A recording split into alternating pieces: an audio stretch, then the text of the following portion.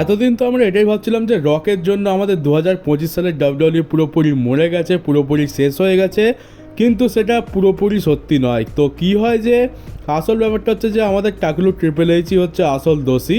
সব জায়গায় আমরা তাকে দোষারোপ করি আর একদম ঠিকভাবেই করি, কারণ দোষ তো তারই।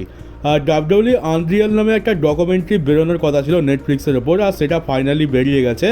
আর সেখানে আমি এত বেশি তো আশা রাখিনি যে আমরা খুব একটা কিছু দেখতে পাবো। বেসিক্যালি বলা হয়েছিল যে আমরা বিহাইন্ড দ্য সিনের কিছু সিন দেখতে পাবো, রাইটার্সরা কীভাবে কাজ করে, কীভাবে ডিসিশন নেওয়া হয়, কী কী প্ল্যান থাকে, সেগুলোর ব্যাপারে আমরা জানতে পারবো। তো ভেবেছিলাম যে ওটা নিয়ে কী বার হবে, কিন্তু যা জানতে পারলাম সেটা জানার পর তো মাথা একেবারে ঘুরে গেছে। মানে আমাদের জন্য অনেক ভালো ভালো জিনিস সাজানো ছিল, গোছানো ছিল, কিন্তু সেই সব কিছুকে নষ্ট করে দেওয়া হয়েছে। মানে 2025 সালটা ওয়ান অফ দ্য বেস্ট ইয়ার হতে পারতো, কিন্তু সেটাকে ইচ্ছা করে নষ্ট করে দেওয়া হয়েছে। আর সেটা করলো কে? এই টাকলা ট্রিপল এইচ, যে হচ্ছে ডাব্লিউডাব্লিউ কোম্পানির মেন ভিলেন। তো এখানে অ্যাকচুয়ালি আমরা অনেক কিছু বিহাইন্ড দ্য সিন দেখতে পেয়েছি, সিএম পাঙ্ক, জন সিনা, অনেক ছোটোখাটো স্টোরি আমরা দেখতে পেয়েছি, কিন্তু ওগুলো তো অতটা ইম্পর্টেন্ট নয়। ইম্পর্টেন্ট জিনিসগুলো নিয়েই আজকে কথা বলবো। তো ডকুমেন্টারিটা অনেক বড়, তো অত বড় নিয়ে কথা বলতে গেলে তো একদম আমাকে ওয়েব সিরিজ বানিয়ে দিতে হবে, তো সেটা তো আর সম্ভব নয়। তো মেন জিনিসগুলো নিয়ে কথা বলবো, যেগুলোর জন্য আজকের আমাদের ডাব্লিউডাব্লিউর দুর্দশা এত বেশি বেড়ে গেছে। তো চলো সবার প্রথমে সেটা নিয়েই কথা বলা যাক। তো সবার প্রথমে কথা বলা যাক বছরের শুরুতেই রয়্যাল রাম্বল নিয়ে। তো রয়্যাল রাম্বলের উইনার কে হবে এটা ডিসাইড করে পুরো বলতে পারো ক্রিয়েটিভ প্যানেল। এখানে ট্রিপল এইচ থাকে, পল হেমানো এই টিমের একটা মানে একজন সদস্য। তাছাড়া তোমরা দেখতে পাচ্ছ এইটা হচ্ছে তাদের মিটিংয়ের রুম। এখানে আমরা অনেক রাইটার্সদের দেখতে পাচ্ছি, এমনকি একটা কোণে আমরা ববি রুটকেও দেখতে পাচ্ছি। এরা হচ্ছে ডাব্লিউডাব্লিউ রাইটার্স। এরা সব কিছু ঠিক করে যে কীরকম প্ল্যান হলে সব থেকে ভালো হবে। তারপর এরা একটা প্ল্যান ঠিক করে ট্রিপল এইচকে দেয়, আর তারপর ট্রিপল এইচ যদি ঠিক মনে হয় তো সেরকমভাবেই এক্সিকিউট করা হয়, নাহলে সে নিজের মতো করে এক্সিকিউট করে। তো অরিজিনালি ডাব্লিউডাব্লিউর রাইটার্সরা এটা প্ল্যান করেছিল পল হেমানের সাথে মিলে, যে হয় এখানে জন সিনাকে জেতানো হবে, নয়তো সিএম পাঙ্ককে জেতানো হবে। তো মেন এখানে জন সিনার থেকে সিএম পাঙ্ককে জেতানোর প্ল্যানটাই সব থেকে বেশি ভোট পায়, তো ওটাকেই সাকসেস মানে একেবারে কনফার্ম করা হয় যে সিএম পাঙ্ককে জেতানো হবে। আর আমরা গান্তার ভার্সেস সিএম পাঙ্ক রেসলম্যানিয়াতে দেখতে পাবো নাইট ওয়ানের মেন ইভেন্টে। কিন্তু এই সব কিছু ডিসিশন নিয়ে নেওয়ার পরে টাকলু ট্রিপল এইচ বলে যে না তো জন সিনা জিতবে রয়্যাল রাম্বল, আর না তো সিএম পাঙ্ক জিতবে। সে সবার মানে প্রস্তাব নাকচ করে দেয়, আর লাস্টে বলে যে উসোকে আমি জেতাবো, যে উসোই হচ্ছে রয়্যাল রাম্বলের উইনার। আর তারপর আমরা যে উসোকে রয়্যাল রাম্বল জিততে দেখতে পাই। তো মানে তো আমাদের রাইটার্সদের লাভই কী হচ্ছে? রাইটার্সদের রেখে তাহলে এখানে দরকারটাই বা কি, যখন রাইটার্সরা একটা ভালো মতো প্ল্যান এক্সিকিউট করে পুরোপুরি কনফার্ম করে একটা ভালো প্ল্যান সামনে রাখছে, তারপরে কেন এরকমভাবে প্ল্যান চেঞ্জ করে দেওয়া হচ্ছে? তো রাইটার্সদের রাখা তো না রাখা পুরোপুরি সমান, কারণ আসল ডিসিশন তো ট্রিপল এইচই নেবে। রাইটার্সরা ভালো ভালো জিনিস দিচ্ছে, কিন্তু সেগুলো ট্রিপল এইচ গ্রহণই করছে না।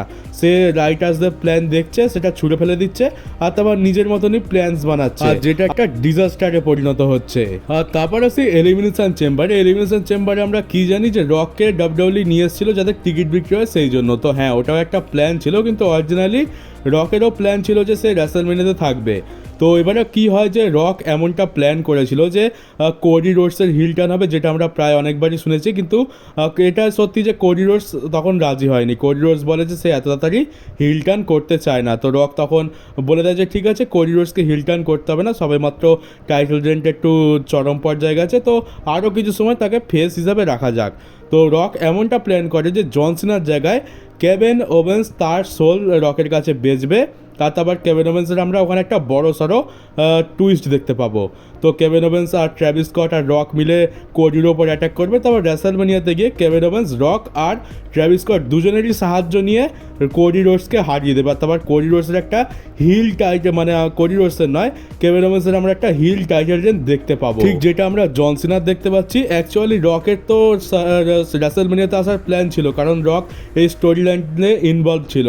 আর রককে আমরা জানি যে রক কোনো জিনিস যদি শুরু করে সেটাকে একেবারে খুব ভালোভাবে করে আর সেটাকে ফিনিশ করে দিয়ে যায়, কিন্তু রক আচমকাই স্টোরি লাইন থেকে এক্সিট করে গেছিলো। এটা আমাদের খুবই অস্বাভাবিক লেগেছিলো। তারপর থেকে আমরা রককে অনেক ছোটো বড়ো অনেক কথাই বলেছি।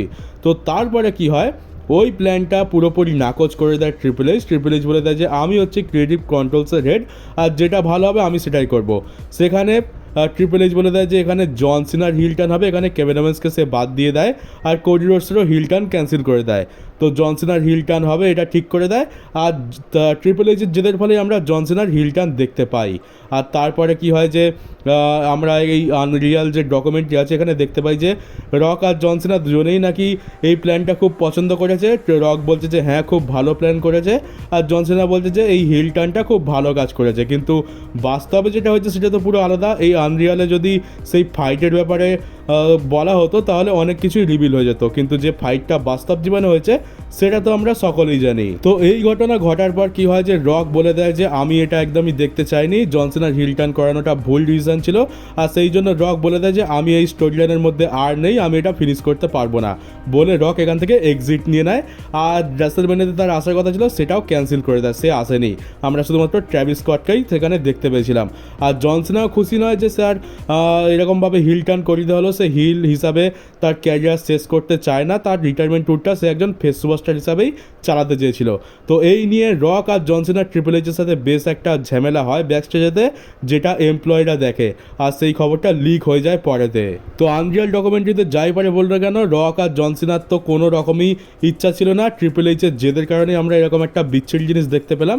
আর এই যে হিল টার্নটা জন সিনার হলো এটা প্রথমে তো ভালো ছিল, কিন্তু তারপরে এখন এটা পুরো অসহ্য হয়ে গেছে। জন সিনার হিল রানটা কিন্তু খুব একটা ভালো যাচ্ছে না, আর এটা মনে রাখার মতোও নয়।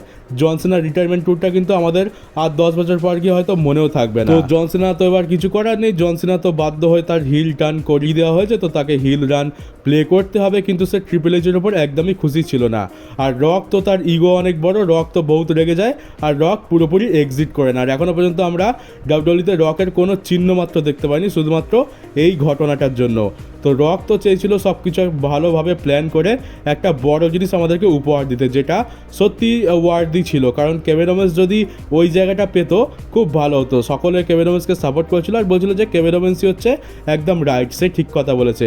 তো যদি স্টোরি লাইনটা সেইভাবে যেত সেটা খুব ভালো হতো, আর জন সিনারও একটা আমরা আলাদা স্টোরি দেখতে পেতাম ফেস সুপারস্টার হিসাবে। আর তোমরা জাস্ট ইমাজিন করে দেখো যে সিএম পাঙ্ক ভার্সেস গান্থারের ম্যাচ ছিল রেসলম্যানিয়াতে, যেখানে সিএম পাঙ্ক মেন ইভেন্টও পেয়ে যেত আর সেখানে গান্থারকে সে হারিয়েও দিত। আর তারপর আমরা জন সিনা সিএম পাঙ্কের মধ্যে রাইভালরি দেখতে পেতাম, যেখানে ফেস জন সিনা সিএম পাঙ্কের সাথে লড়তো, আর হয়তো সেখানে গিয়েই সে মেবি সামার স্ল্যামেতে এসে সে 17 টাইম ওয়ার্ল্ড চ্যাম্পিয়ন হতো। তো ওটা কত একটা ভালো স্টোরি লাইন হতে পারতো, কিন্তু কি আমরা পেলাম সিএম পাঙ্কের জায়গায় জে উসো। তো শেষমেশ সেটাই দাঁড়াচ্ছে যে আমরা রককে যে এত ছোট বড় ভাবলাম, বা রক এত বেকার কিভাবে হতে পারলো। আমি তো এটা অবাক হচ্ছিলাম যে রক তো কখনো এরকম করে না, রক তো খুবই বুদ্ধিমান লোক, সে কেন এইভাবে এত বাজে কাজ করবে। তো শেষমেশ এটাই দাঁড়ালো যে মেন হচ্ছে যে টিকিট বিক্রি করার জন্য রককে তো আনা হয়েছিল ঠিকই, কিন্তু রকের একটা স্টোরি লাইনও ছিল। শেষ পর্যন্ত ট্রিপল এইচ, জন সিনা আর রক এই তিনজনের মধ্যে ঝামেলা বেঁধে যায়, আর যার ফলে রক এখান থেকে এক্সিট নিয়ে নেয়, আর পুরো রেসলম্যানিয়া থেকে শুরু করে এখনও পর্যন্ত পুরো স্টোরি লাইনটাই বেকার হয়ে যায়। আর 2025 সাল রয়্যাল রাম্বলের পর থেকে কতটা জঘন্য গেছে সেটা তোমরা খুব ভালো করেই জানো। আর এই সব কিছুর পেছনে রয়েছে ট্রিপল এইচের জেদ আর তার খারাপ প্ল্যান। আর এবার তোমাদের আরও একটা জিনিস দেখাবো যেটা থেকে তোমরা খুবই আফসোস করবে, সেটা হচ্ছে যে রাইটার্সরা যে ম্যাচ কার্ড ডাব্লিউডব্লিউই বানিয়েছিল এটা হচ্ছে সেই ম্যাচ কার্ড দেখতে পাচ্ছ। এটা অ্যাকচুয়ালি একটা রাফ বানানো হয়েছিল, তারপরে ট্রিপল এইচ এইটাকে পুরো নাকচ করে দিয়ে তার নিজের প্ল্যান চালিয়ে দেয়। তো তার নিজের প্ল্যান কতটা জঘন্য ছিল সেটা তো আমরা রেসলম্যানিয়ার ম্যাচ কার্ডই দেখতে পেয়েছিলাম। তো অরিজিনাল ম্যাচ কার্ড যেটা রাইটার্সরা ঠিক করেছিল সেটা কী ছিল সেটা একবার দেখে নাও। আর হ্যাঁ, একটা জিনিস বলে রাখি যে এইটা এলিমিনেশন চেম্বারে জন সিনার হিল টার্ন করার পর এই ম্যাচ কার্ডটাকে ডাব্লিউডব্লিউই রাইটার্সরা ঠিক করেছিল যে এইটা করানো হবে। তো ম্যাচ কার্ডটা দেখতে পাচ্ছ কোডি রোডস ভার্সেস জন সিনার মধ্যে চামড়া চ্যাম্পিয়নশিপ ম্যাচ দেখতে পাবো, তারপর রোমান ভার্সেস সেতের একটা সিঙ্গেলস ম্যাচ হতো, সিএম পাঙ্ক ভার্সেস গান্থারের মধ্যে ম্যাচ করানোর কথা ছিল, রিয়া রিপ্লি ভার্সেস বিয়াঙ্কা ব্লেয়ারের মধ্যে ম্যাচ হতো, ব্যাড বানি ভার্সেস ডমিনিকের ম্যাচ আমরা দেখতে পেতাম।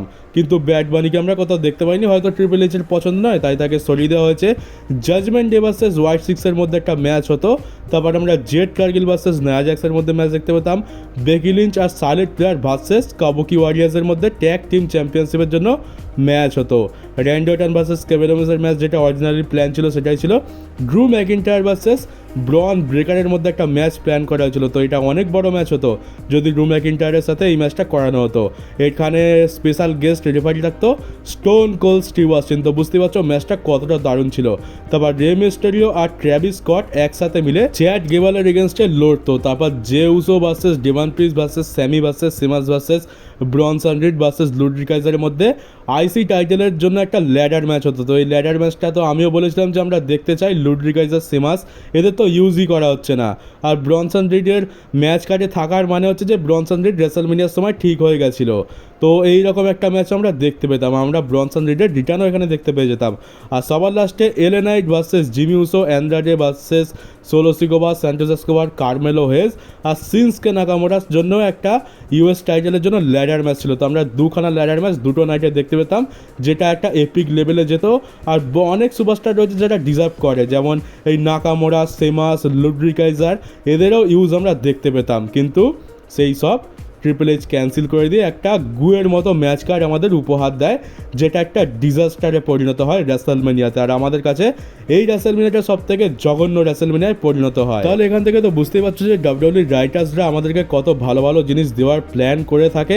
আমি এটাই ভাবি যে ডাব্লিউডব্লিউই রাইটার্সরা কি সবাই এত বেকার যে ট্রিপল এইচের মতো এত বাজে বাজে জিনিস তারা লিখবে?